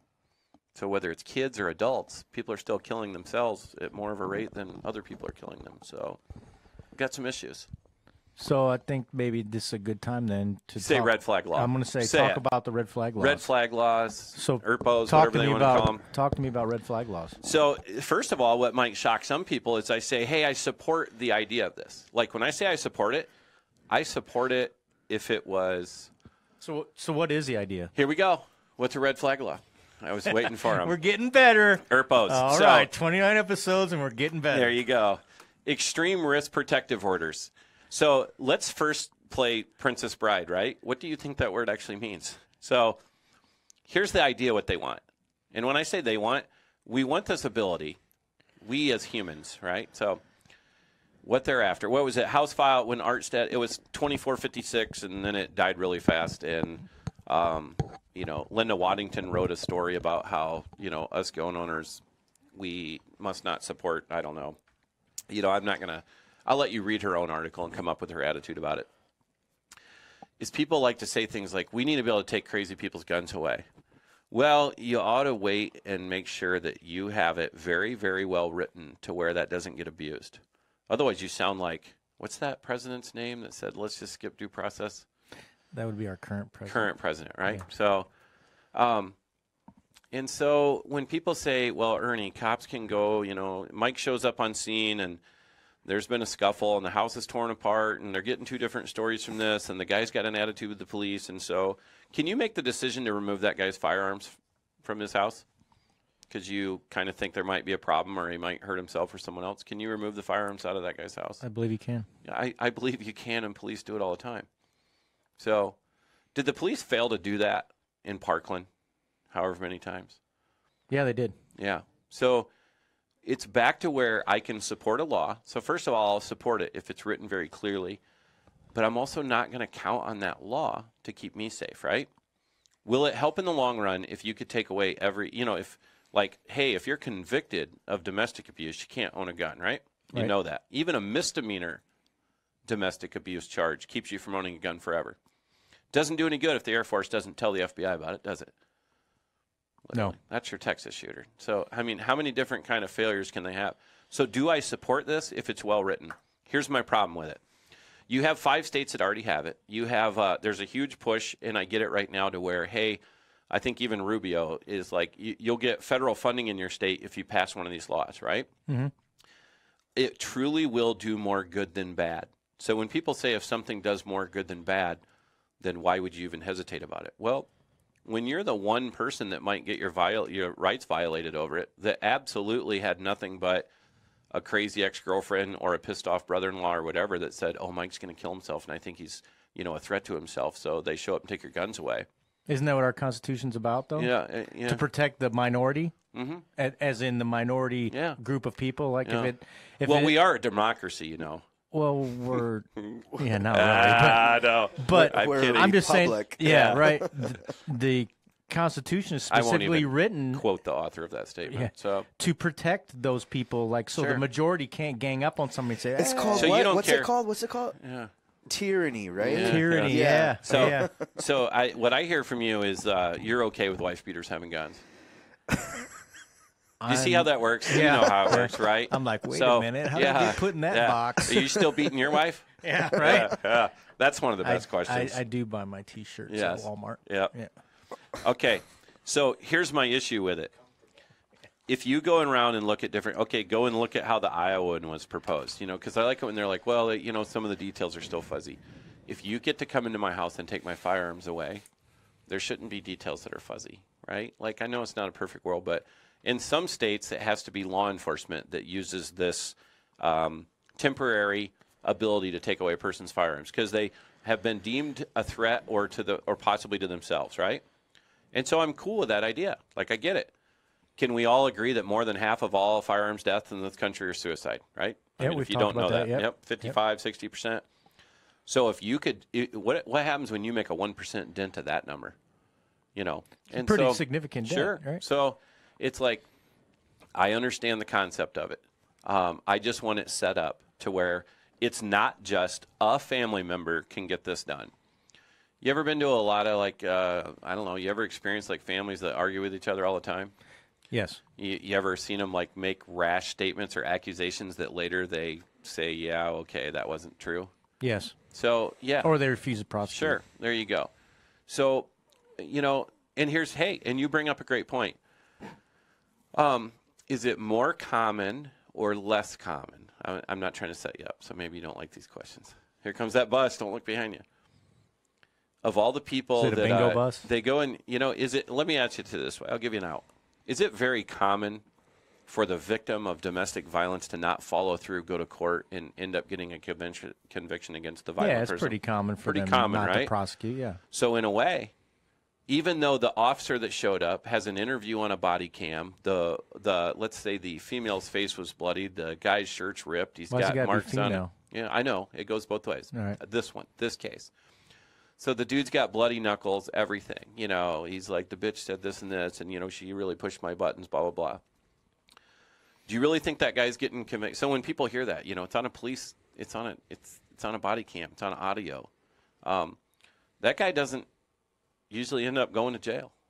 I mean, not unless she's going to testify, right? Like that doesn't normally happen. And let me reiterate, he doesn't normally ever get convicted of domestic violence, something that absolutely takes his gun rights away. So when a policeman shows up to that kind of call, and I'm not saying they're already like, oh, I've seen this before. I dealt with this lady last month. She's never going to follow through with this.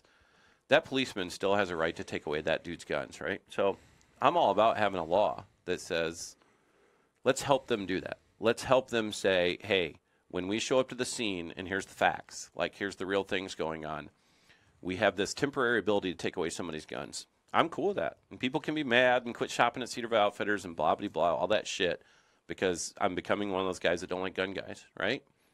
Are you there, Mike? I'm there. Yeah. You have to come to the table to try to do something, or you lose your seat at the table, right? And when It's a great statement. When you said the other day, or earlier, that you were reading the other day, is if you, I even watch people on one of Pincus's posts. So Rob Pincus, I'm supposed to explain that every time I say Pincus, right, Shane? So I'm like, Rob Pincus, IC training, is when people are like, if you give 1 inch, you're not on our side, you know. And I'm a very, very strong believer in the Second Amendment. That doesn't mean I can't listen to a proposal about a law like this, right? You give them 1 inch, they'll take a mile. That's what I was talking about, stuff. the whole extreme thing. I get it. I get it. We got to do something, man. So, because what's funny is, go back and find me 100 times, maybe 20 times in this podcast. How many times we talk about people that say, I'm a big supporter of the Second Amendment, but, right? Yeah, I make fun of those people. I watch, and I do too when they're talking about when you want to have a law that restricts the ownership or restricts law abiding, when the laws that you propose, especially ones you propose that already exist, only apply to law-abiding people, that's where you lose me. You're not. And when people do that, I grew up hunting. You know, the guy the other day, I've hunted all my life. Grew Blah, up blah, around blah. guns. Holy cow! Wasn't it Ernst? Because Yeah. she's a veteran. Yeah. She's an expert on the AR-15. Right, exactly. Yeah. Yeah. Yeah. I was issued an AR-15 in the military. I don't even want to go into Okay. the whole. No. I Hold on. I'm Don't not step on that. disparaging anybody's service. I do not hate veterans. Okay. So, yeah, before I spiral. So, you know what? People can get mad. Go and research what they are and what could and couldn't, what could go wrong, what could go bad. So, I'm okay if they could write this. So, I'm going to say, I can say this. So, I was talking to Nick Maybanks about it. He's like, well, you know, you have to do something. And I don't mean that in a smart-ass way, as in, this law is very probable that it'll pass sooner or later. In some version of this bill will pass. But you better be, to me, I will absolutely support it if it's very clear what needs to happen before somebody could get their guns taken away. Hold Go, the go, thought. Go go. ahead. Yep. Do you really think it's going to happen? That they're going to pass it? That they're going to pass something that's clear? Okay, good. So here, bear with me. Here's the part that really matters that's clear, is we're going to accuse Mike of being a threat, you know, a threat to himself or others or whatever. So they're going to get, you know, I think it should have to take 2 people willing to sign off on this. Those people will always have to be named and called out. And everybody can say that already exists. Just let me go through my Ernie Squirrel brain. You don't get to go sign off on one of these and say take away Mike McAmeel's guns unless you put your name right here in this public document of who you are, right? That way there's no backstabbing, there's no nothing. And if we take away Mike's guns, he gets them back in 21 days. Not he has to file for it, he has to do this, Mike has to prove anything. Mike gets his guns back in 21 days unless the state proves that Mike shouldn't have them, right? And I mean prove as in, here's some problems, here's documented And they actually stuff. get him committed or whatever. There you go. Yep. Not, you know, and so my issue with that is, and even Nick Maybanks, that's twice I said that, I'm going to throw him under the bus. You know, and I asked him when we read the law, I'm like, dude, you're a lawyer, look at this, tell me what it says. Right now, is the burden on the civilian or the government? He said the civilian. I said, that's my problem with it. So, and he's an awesome devil's advocate. You know, he's an awesome, Ernie, why do you need 30-round magazines? You know, why can't you get on board with this, or this? My big not get on board with that one is it should be the burden of the government. Has all our taxes, right? They have all the money. Yeah, they get all my money. So, yep. So it should be their burden to prove that you can't have your guns back, not my burden to prove that I should get them back. That's my huge deal with it. Because why? Because Well- of the Second Amendment. Well, yeah. And not even really because of the 'Cause we're Second already- Amendment. The Second Amendment just enumerates a right that we naturally have. Yeah. So here's, you could play devil's advocate, right? So you could have all kinds of anti-gun people that hate Ernie, and they do show up on CVO's page. Hi, Wendy, whatever your name was, and some other lady. So, but here's the thing: is they could say, look, he believes in tweaking the Fourth Amendment, right? So here's what's funny is, so you want to try to say, when people say reasonable gun control, you ever got anybody to ever tell you what that means? Ever? Every time I've had somebody try to tell me what, quote unquote, reasonable gun control is, it's pretty obvious that their actual end goal is total confiscation. It's always No semi-automatic it's incremental. Right. It's an inch, it's an inch, it's an inch. Yeah, Yep. exactly. So, to me, that's not reasonable. So once again, we go back to Princess Bride. Yeah. I do not think that Yes. word means what you think it means. And what I'm trying to say is those same people could throw it in my face and say, look, you're willing to give up a little bit on the Fourth Amendment because of this. I believe that if you showed up and took away the guns of every person, that the police responded to it, and you have police that put in the report that there was contact made here, I mean, as in physical contact, there was a fight, and here's the situation. Now he or she won't follow through, doesn't want to sign a complaint, doesn't want to this. But the officer literally has, he's got his body cam from what it looked like going in there. He's got the interview on there. All things right now that don't matter in court. I mean, people don't realize that. Good luck trying to get someone convicted of domestic violence when the victim doesn't want to be there. And I'm not putting that on the victim. Don't anybody think I mean that. I understand the trauma, and it screws with people's lives, right? As a matter of fact, that's a huge problem, as in you can have someone who's a victim of domestic violence. When it comes time to physically take that other person away, that they're actually emotionally very dependent on, believe it or not, that exists. How many times does the person that called 911 end up actually attacking the officers as they take the other person away? That's a thing. That's a thing. And that's actually has been in the past a deadly thing for officers that they have to train for. Back around. I have no issue if this is written properly. And when people say, oh, Ernie said he had no issue, I want to read it. Does the world answer to me? They don't. If people really think that the lawmakers give a rat's ass what Ernie thinks. But I tell you what, you want to get that passed? You should come to people like us. You should go talk to Iowa Firearms Coalition. You should sit down with that Winchell guy. He seems to be pro-gun. Let's get it written correctly. And I saw him, it's only a couple days old. He was on there with a representative also from Waterloo, that one of these guys that says, I'm a huge believer in the Second Amendment. But what a simple thing to say, we don't want guns in the hands of people that are the wrong people to have them, right? Well, who's not going to just agree with that? The problem is what's funny is nobody agrees with that more than gun owners. And we all say that. And it's true. I mean, wholeheartedly, it's true. Do you think the people that shop at my store like reading about prohibited people and repeat offenders? The Gage Rupps of the world. They got him the other day with the billboard. That was nice. How many things has Gage Rupp done? How many people in this town that their kid went out and protested it even know who he is or can follow it to see how many different shootings he's been involved with? So focus on the things most likely to hurt you. Put things in place to stop people like this. But it has to be done. It has to be done very carefully from the point of view that right now, the way it's written, that's a bunch of crap if it's on the Iowan to have to prove to get his guns back or her guns. It should work the other way.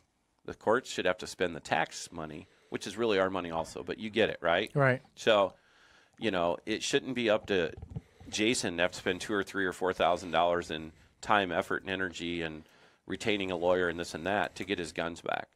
Because some dude said, well, I heard Jason was really depressed the other day, and he was telling Mike he was going to kill himself and this and that. Hey, you know what? You ever had a friend talk to you about killing themselves, possibility, or thinking about it? Not face-to-face. I've had Facebook conversations and stuff with people, yeah. Yeah, and so, do you want to reach out and help them? Sure. Yeah, we took care of it. Yep, and so, first of all, if there's more of that in real life, we're not going to count on the government to make it better for us, right?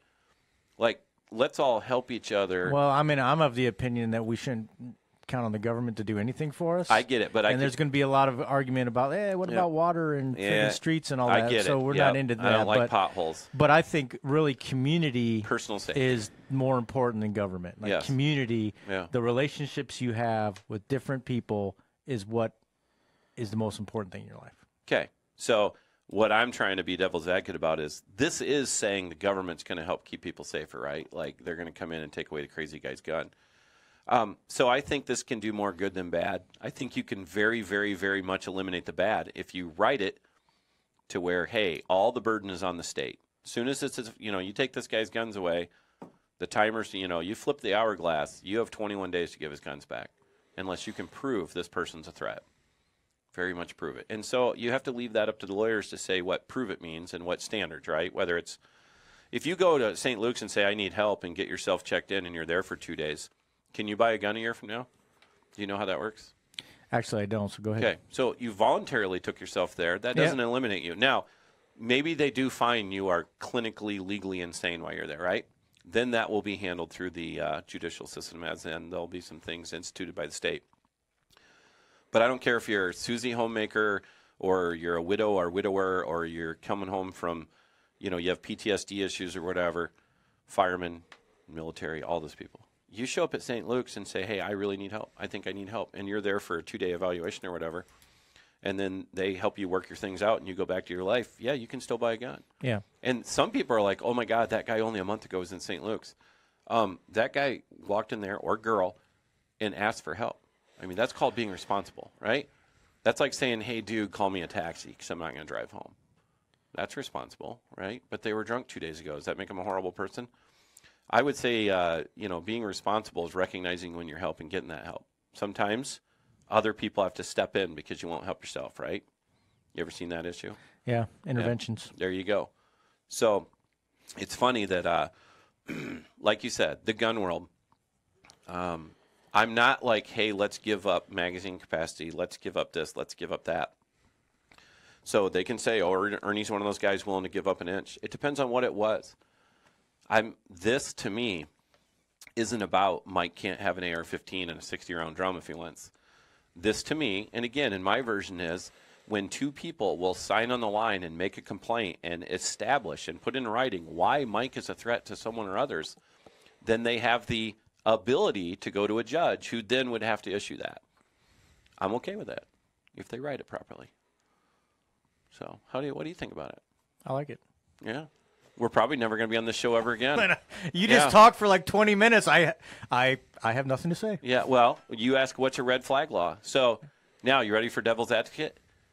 They're talking about if you act violent, if you do things that act violent. Microaggressions. Yeah. You're going to take my guns over microaggressions? Yeah. Hate speech. Yep. Hate speech. Sure. So if you act – so here's what I'm going to say. In those states where this is already working. So first of all, when we say what if, remember all the politicians and even local people, Linda Waddington, Orland Love, and other people that said, oh, my God, shall issues coming. There's going to be death in the streets everywhere, right? Did we have shootings before 1911? Or, 1911. Yeah. No, wait. Wild West, dude. Come on. Wait, before 1911, nothing worked. So before 2011, did we have violent people doing shootings around here? We Yes. sure did. Yes. Non-law abiding. Yeah. We have the same thing since, blah, blah, blah. Then you have Lamar Wilson, who had a permit. So he will become the poster child, unfortunately, for not all permit holders are good people, right? That's reality. Right? Yeah. Hey, Mike, are all permit holders good people? No. No. Are all cops great people? No. Priests? No. School teachers? No. Rockwell engineers? No. Podcast media promoting people? Yeah, Hey, so, now we're getting yeah. personal. Okay. So, in the states where they already have this law, let's see what happens. So before we as a gun community say they're going to use this to screw us and come in the back door and take our guns for no reason, let's see if it happens in the 5 states that already have it, and a lot more are about to have it, right? All we can do is watch and learn. How's that for theory? It's good. Yeah. Yeah. I mean, people got their guns taken away in Katrina, and they went and wrote laws to fix that. That's how it works. I know it sucks to be that person that had your guns taken away for a while, but they did go and write something saying, hey, we're not going to let that happen again, right? So that's all we can do. I agree with you. We need to be very, very careful, however. Mm-hmm. Hey, Shane. Shane. Yeah. I'm having a hard time following it on my phone. Do Yeah. we have any questions? Because we haven't even. I got lost when it says Mike McAmeal joined us. Yeah. I'm like, well, he's Okay. right. All right. He's all right there. Well, I So- just want to say thank you to Lonnie, David, Tom, Matthew, Kenny, Joe, Eric. You just made up the name of a band. Oh, that would be a good Yeah. band.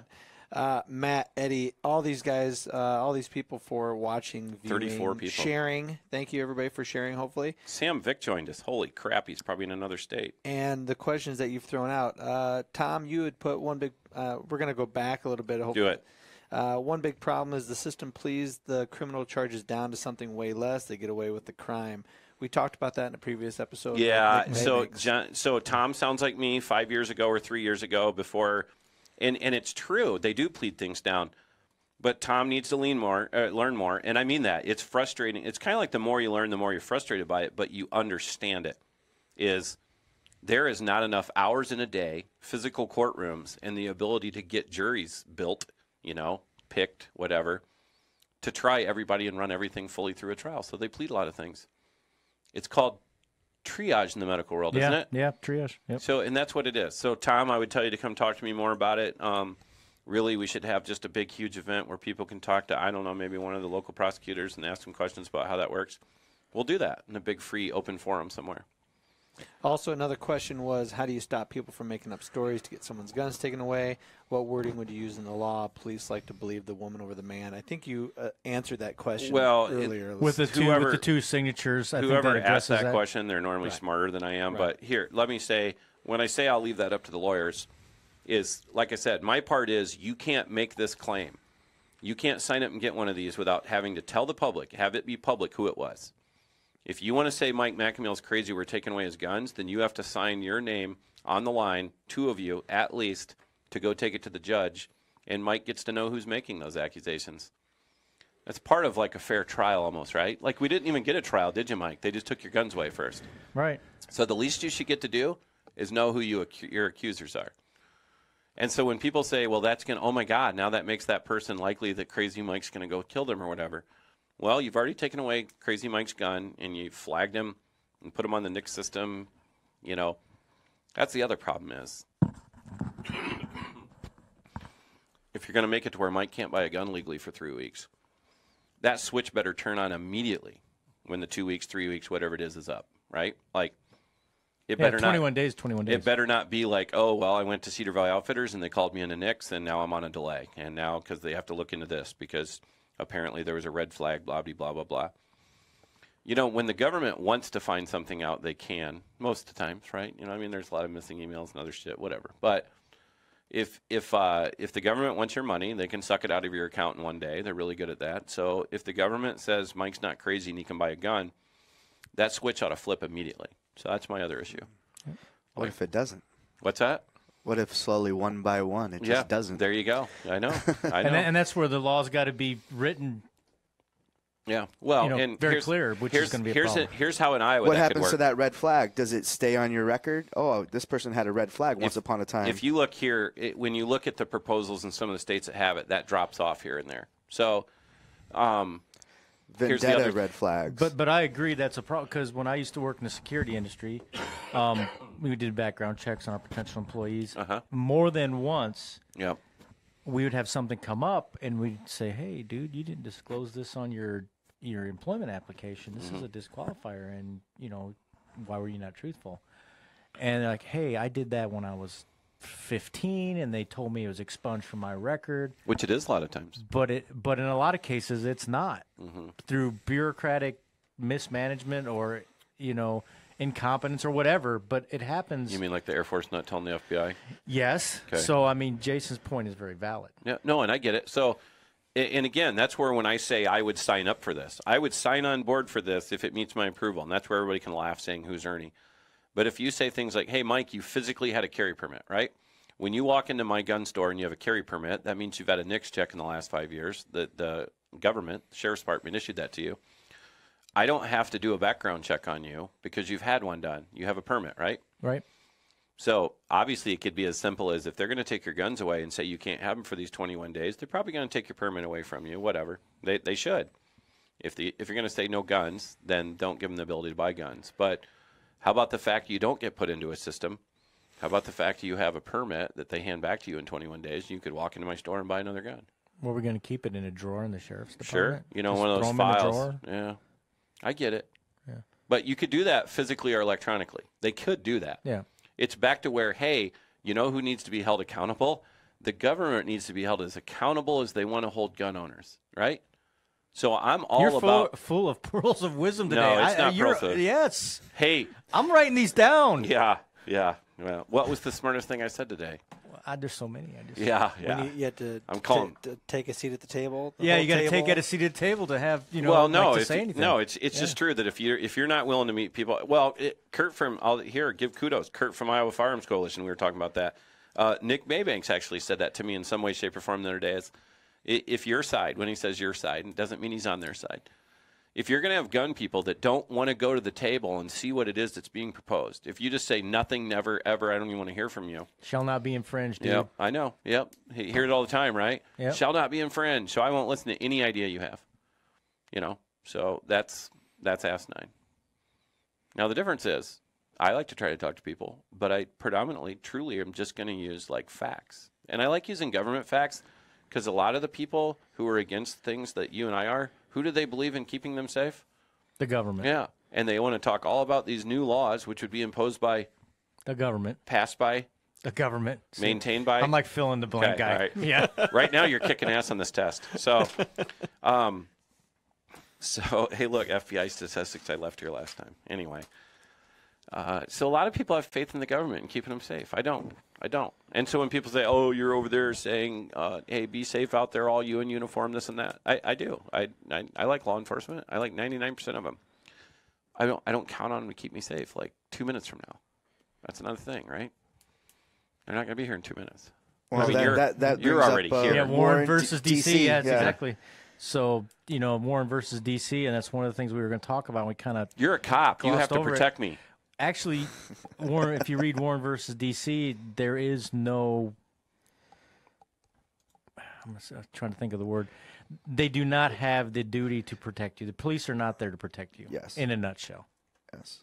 And you can look that up on Wikipedia. Sure. Yeah. If you want to trust that. And I'm not a lawyer, so I can't go into the legalese of it. But basically, they do not have the duty to protect you. Yeah, that was there's actually two cases that got brought at the same time. I think both were in D.C. The other one was I think they mentioned it on the Wikipedia page.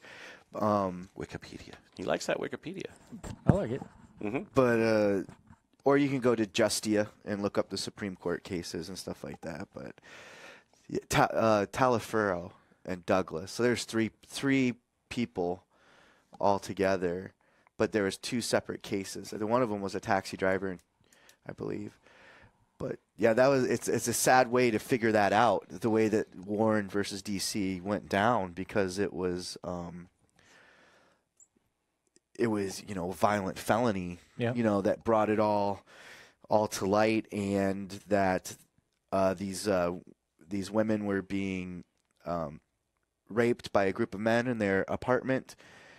One of them, or a couple of them, they tried to call the police, and the police came, but they didn't actually come up to the apartment. They just drove around the block, and they couldn't really figure things out.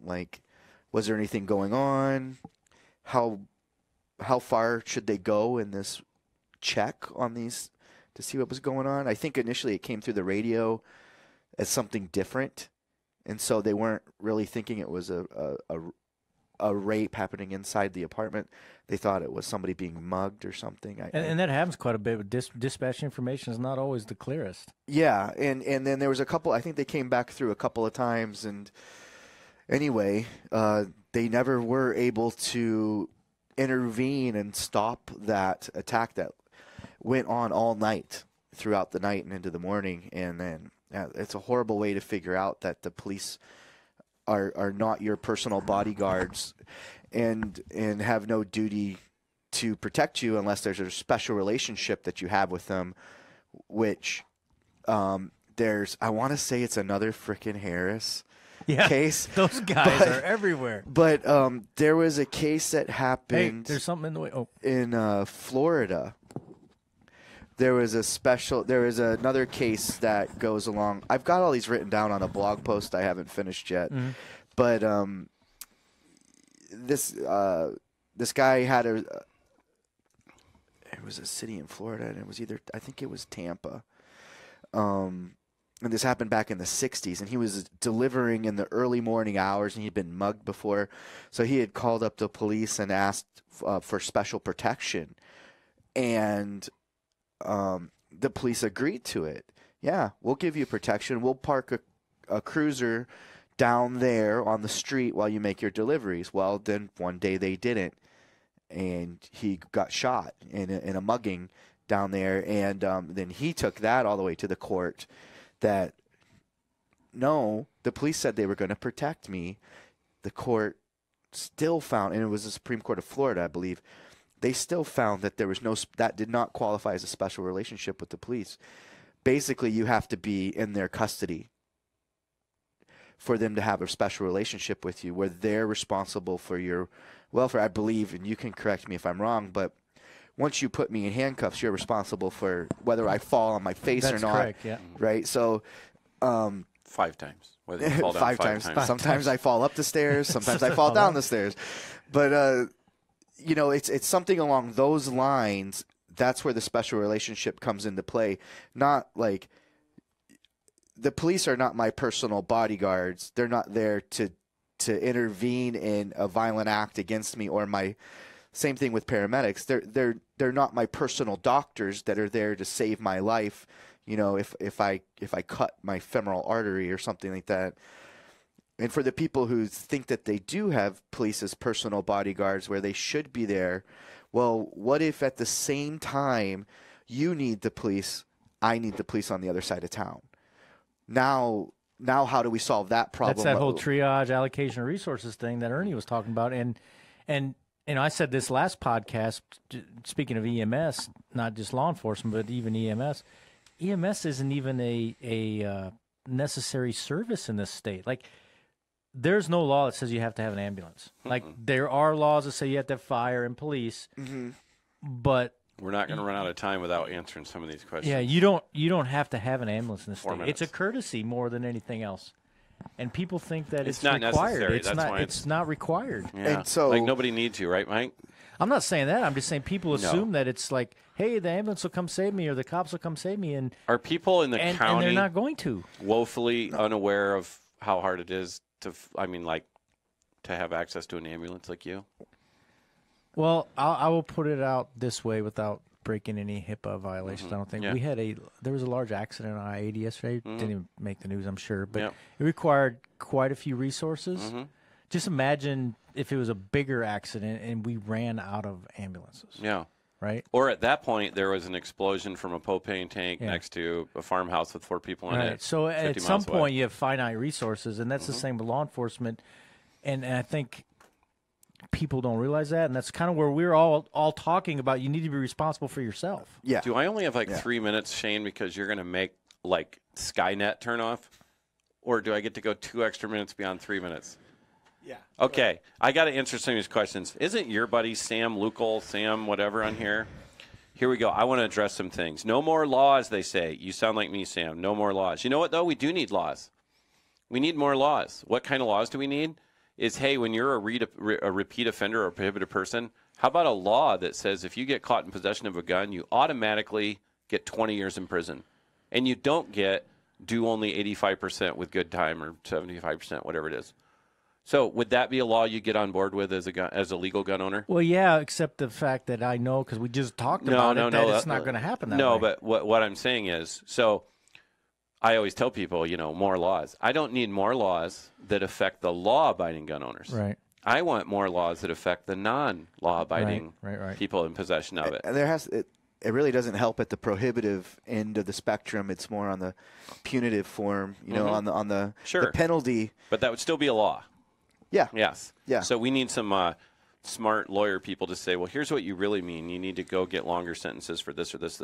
And I don't really care how long the sentence is, as in whatever you say it is. I care how much you have to do. Mandatory minimum, no parole. The legal gun owners, and guess what? Those crazy people at the NRA would really highly support that. If you wrote a law that says we're going to take gun crime super serious, you'd instantly have a bunch of people that listen to this show and shop at my store. And some of those crazy people that belong to the NRA would be all on board with that. I agree. Yeah. Well, let's hold people accountable that do bad things. Let's focus on that's not called infringing their rights when you talk about sentencing after a conviction. They've had their due process at that point. So I hear you, Sam. I don't want more laws that only are abided by law-abiding gun-owning people right now that show up and fill out forms and get permits and do all that stuff. So we only have a couple minutes. What else you want to talk about? So I don't think we really going to have time to go into the last subject. We'll save that for another day. But let's kind of talk about. So Jason, you got some training coming up in a couple weeks. Yeah, April 14th, which is a Saturday. I'm going to be doing a close-range pistol defensive tactics course. So is that like a live fire thing? No, it's not live fire. Okay. Because people would want to know that. Yeah, that's good. Yeah. Don't come. Yes. Don't come out. No live ammo here. Leave it in your car. But we're going to talk a little bit about close range engagements from a few feet out, doing a little bit of managing an unknown contact, all the way up until things get really bad and we're in an entangled situation and we've got to use our pistol at a very close range. And Shane would always say, how does a person find out more or sign up for that?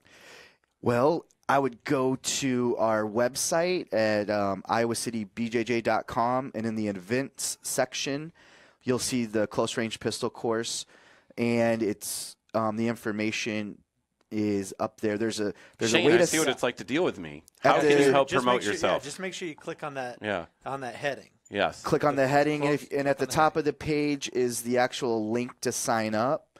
There should be right there. If you click the blue register button, and you'll go through the Universe app, and you'll show up. You'll get a little barcode or QR code. If I don't know you, that's how I'm going to know you're the student who paid for the course. So I'll scan you with the phone there. Okay. And Sounds yeah, like you're reading my brain when I was government intrusion dudes. So yeah, it's $200. But it's an 8-hour long course with the lunch break there, so we get some good training in. And Sam says he'll be there, so you can tell him. I really highly encourage you to do Sam, that. It's I want more laws that have to do with bad guys. some good training. I unfortunately will not be there. I have to ruck 50 kilometers that day with a group of other crazy people. Well, you're always bragging. I am bragging. Go Rock. Only 50? Yeah. Only 50. But I mean, it's good training, and you should definitely go. And I really want to start bringing these close range force on force sort of incorporating firearms and self-defense and hands-on skills God, to the area. I know a guy that does that too. Tries to do that. Got to get people to answer emails in this industry, though. It's tough. It is sometimes. You might want to talk to this guy over here. Yeah, I will. Well, he's doing his own thing too. But there's a store called Cedarville Outfitters has a big following. You'd think some people would answer emails, but we'll find out. Yeah.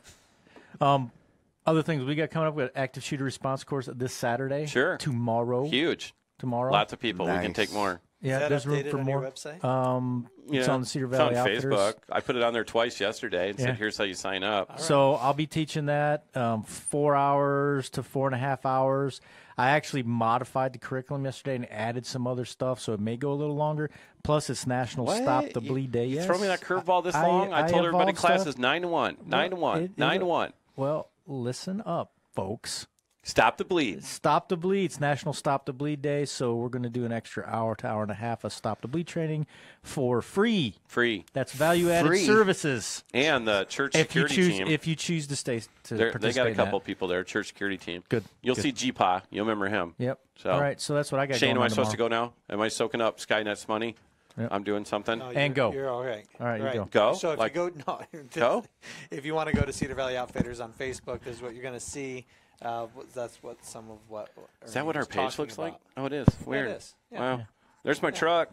There's a bazillion people says they're bringing their kids to kids class, so I got to get back and I get think rolling. that's a fantastic thing. It is a fantastic idea. I didn't expect 100 people to sign up one day, so I'm going to have to just Do rent, some more of get that, huh? More of that. And untapped market. Untap. All right. Yeah.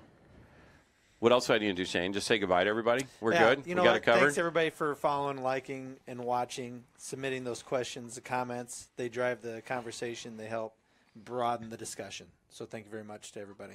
Yes, and thank you for Star McMeal wanting to know if Sophie is doing the class. Important things we have to discuss. She loves your dog, man. Yeah, she can have my dog. We're ready. We're ready to Don't- rehome oh, it. dude, you repurpose our dog. Problem. Right Jason, there. thanks for being here. Thank if you. people got questions, fire them off to him. Shane is now giving you 20 different ways how to get a hold of Jason. We'll get her done. Thank you, as always, for being here. And, Mike, you beat me. You took a picture of me driving up. I almost beat you here today. I know. I appreciate it. When I'm slower than the old dude, I'm in trouble. Got to keep up with the old dude. Are we done, Shane? That's it. All right, everybody out there, thank you very much for listening. I don't even know when our next one is, but Mike does because he's organized. But until next time, watch out for the red Chevy truck. Peace out.